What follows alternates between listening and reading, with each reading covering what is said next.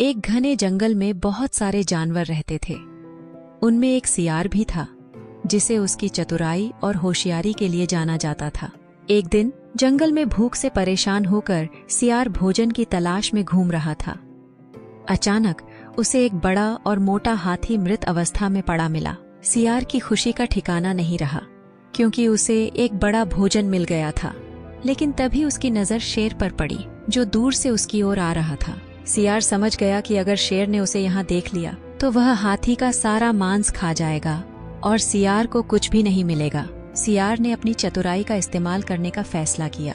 जैसे ही शेर पास आया, सियार ने चिल्लाते हुए कहा, रुक जाओ महाराज, इस हाथी को देवताओं ने अपने भोजन के लिए सुरक्षित रखा है। जो भी इसे खाएगा वह देवताओं के प्रकोप का शिकार हो जाएगा। शेर ने सियार की बातों पर भरोसा किया और कहा, ठीक है, अगर यह देवताओं का भोजन है तो मैं इसे नहीं खाऊंगा। लेकिन तुम यहाँ क्यों हो? सियार ने तुरंत जवाब दिया, महाराज, मुझे यहाँ देवताओं ने इसकी रक्षा करने के लिए भेजा है। मैं बस उनकी आज्ञा का पालन कर रहा हूँ।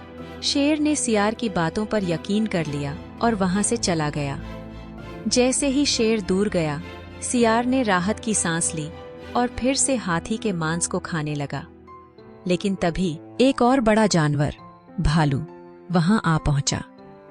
भालू ने भी सियार को हाथी के पास बैठे देखा और उसके मांस को खाने की इच्छा जताई। सियार ने भालू को भी वही कहानी सुनाई जो उसने शेर को सुनाई थी। भालू भी सियार की बातों में आ गया और वहां से चला गया। इस तरह सियार अपनी चतुराई से बड़े जानवरों को धोखा देकर अकेले ही हाथी का सारा मांस खा गया। इस कहानी से हमें यह सीख मिलती है कि संकट के समय में समझदारी और चतुराई से काम लेना चाहिए।